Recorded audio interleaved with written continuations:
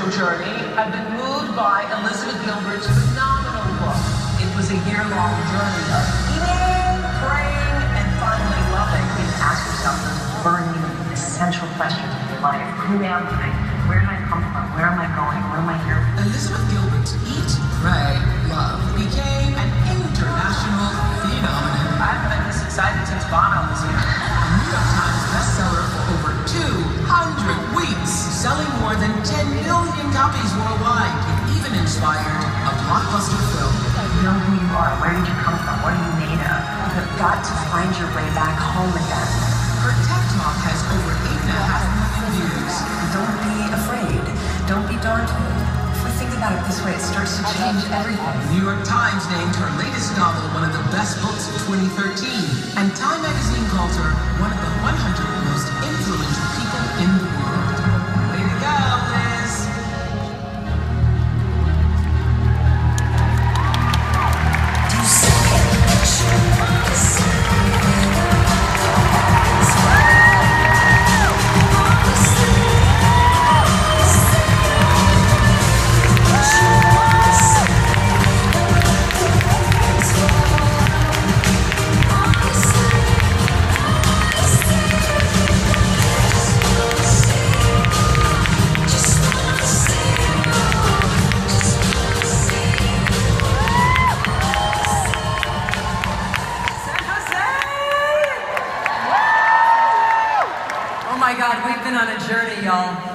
And this is our last stop. We reached the Pacific. We did it. We conquered the continent. And we are here.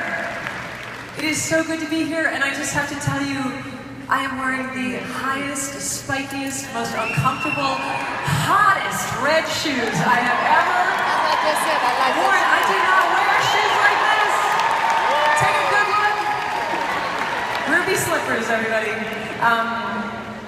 I'm warning you because I'm not convinced I can manage these shoes, so if I take them off halfway through, that's why.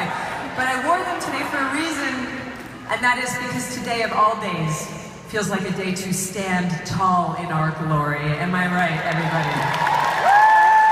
Get up high. So here we are, so let us begin. My name is Liz, and I'm here today to talk to you about the stories that we tell about our lives, and the meaning that these stories bring to us, and why it is so important that we find that meaning. My version of this tale, my own search for meaning, began over 15 years ago, around the time that I was turning 30. A very strange and unexpected thing happened to me around that time, which is that my life completely fell apart. And the reason this was so strange and so unexpected is that up until that point, I actually kind of looked like somebody who had it together. I was married, I had a nice house, I had a good job, and my husband and I were starting to talk about having a family soon. And the reason I was on that path is that I had done exactly what my mother before me did, and her mother before her, and their grandmothers before that, and all the women in my family's legacy since the dawn of recorded history. I had gotten married quite young. And now it was expected of me that I would have children of my own and carry that legacy forward. In other words, a perfect-looking life. Everything was going exactly according to plan, and that's when I started to totally lose my mind. I know that none of you have ever felt like you were totally losing your minds. You're all super well-adjusted people who've just been gliding through life with no trauma or trauma whatsoever. So let me helpfully explain to you what it felt like. I fell into a constant state of anxiety, depression, fear, panic, shame, guilt, disorientation, dislocation. I pretty much stopped eating, and then I pretty much stopped sleeping. And night after night, I would wander through the empty rooms of my darkened house like some kind of hungry ghost, searching for I could not have even told you what. And invariably, night after night, usually around 3 o'clock in the morning, I would end up in the bathroom with the door locked behind me, sobbing my heart out on the bathroom floor, desperately trying to figure out where things had gone wrong and why I was so miserable. Quick survey, who's been on the bathroom floor at 3 in the morning? Anybody? Are you familiar with your bathroom floor tiles from 1 inch away? You've been there? That was me. That was me because a voice kept coming to me in the night, a voice that seemed to emanate from the soul of the universe itself. A voice that I really did not want to be hearing because it was terribly inconvenient, and that voice kept saying to me, with increasing clarity by the day, this is not your destiny. This path that you are on is not the path that you are meant to be on. You have to get out of here. You have to completely change your life. And I would respond to that voice with this desperate prayer. I would say, how? How am I supposed to completely change all of this? This home, this marriage, these years of investment, everybody's expectations in me, my expectations in me. Show me how to completely change my life. And please, while you are at it, if you would be so kind, show me how to completely change my life, but in such a manner that it doesn't cause any trouble. To which the universe would look down upon me and say, yes, sorry, it doesn't work that way. You see, the voice would say, you have a choice in front of you here, kid. You can stay on the path that you are on if you fear that change is too difficult and too painful. You can just suck it up and white-knuckle your way through it and learn how to endure your pain. Many people do it that way. Yep. Or you can completely change your life. But if you're planning on completely changing your life, do not expect it to be easy. Do not expect it to be painless. And I'm afraid the universe was absolutely right in this regard, because the hard truth about transformation, real transformation, soul transformation, life-altering transformation, is that it's never easy. It's never painless. If it were, we would be doing it all the time, just for fun. We'd all be changing our lives every 5 minutes just for kicks, and we don't. Because change is scary, change is difficult, change is all about motion. Motion is all about uncertainty, and we are deeply uncomfortable with uncertainty. It all reminds me of a sign that I saw one time when I was at a gym exercising, and some overzealous gym manager had written a sign in huge block letters and hung it over the exercise machines, and it said, warning, any movement whatsoever brings the risk of injury.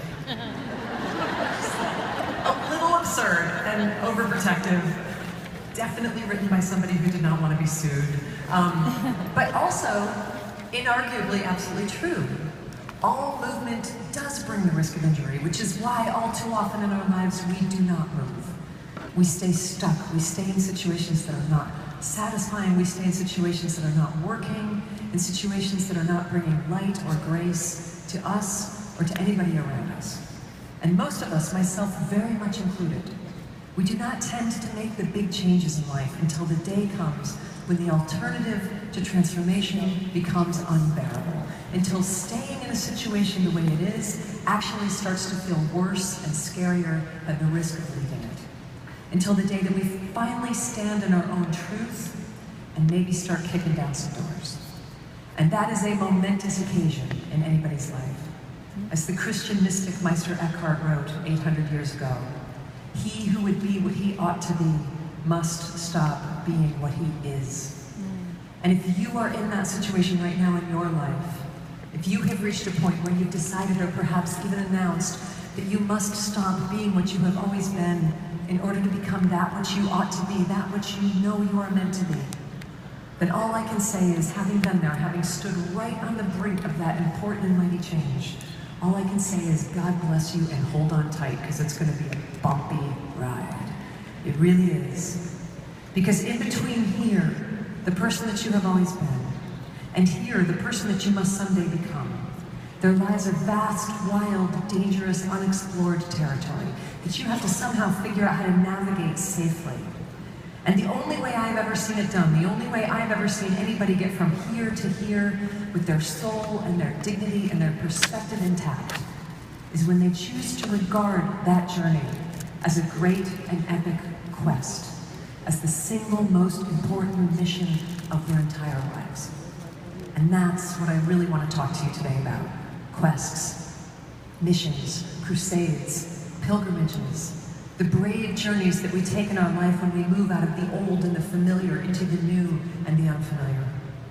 I've always been really fascinated by quests, and I feel like the more we understand them, the better chance we have to make sense of the biggest trials and difficulties of our own lives.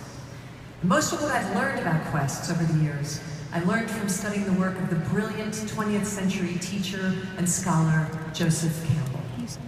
Joseph Campbell was an amazing genius of a man. a great teacher. He spent his entire life studying the myths, the fairy tales, and the religious origins of every single culture on Earth, looking for clues in all those stories as to our common humanity. And after years, decades of study, he was able to determine that there is this one story that never goes away. This one story that we have been telling ever since we became human. This one story that's been told again and again and again for tens of thousands of years in every corner of the world, and that is still being told exactly the same way today. Joseph Campbell called that one imperative human story the hero's journey. And when I break it down for you into its central elements, you are going to recognize it, because it is the single most important tale that we have as human beings. The hero's journey, it always begins the same way. It begins when a restless youngster in some distant provincial outpost begins to feel the call for the quest, the call for transformation, the call for adventure. Maybe there's a helpless virgin somewhere who needs to be rescued, or some evil king who needs to be killed, or a dangerous monster that needs to be dispatched. At first, the boy will resist the call and refuse it out of fear, out of a reluctance to shake up his life, boring as it may be. He'll say, look, don't ask me to do that thing. That's way beyond my needs. I don't have the power for it. I don't have the magic for it. I'm just a guy. I am definitely not your hero. But the call persists until at last the boy feels he has no choice but to respond to it and to enter into the unknown, the dangerous adventure. And that moment when you cross out of your life as it had been and enter into the new and dangerous unknown world, that's what Joseph Campbell called crossing the threshold. And once you have done it, you can never go back to the way things had been before. Once he crosses the threshold, the boy immediately is thrown into what Joseph Campbell called the road of trials. This is the series of unbelievably difficult challenges and obstacles and temptations that the boy must somehow figure out how to manage in this new universe where none of the old rules make sense. Along the road of trials, the boy will meet all the same familiar, iconic characters who show up whenever and wherever this story gets told. There's going to be a trickster, there's going to be some wise old woman who gives really good advice, there will be friends who look like enemies, enemies who look like friends, and he'll have to sort through them all in order to create his team of allegiances. Critically, at some point in the journey, the boy will suffer what Joseph Campbell called the dark night of the soul, also known as the belly of the whale. This is the lowest point in the story. This is the point where the boy completely loses faith in himself and his own voyage. He considers quitting, perhaps even dying. And from that place, broken, humbled, shut down, scared and lost, he has to call down upon divine assistance.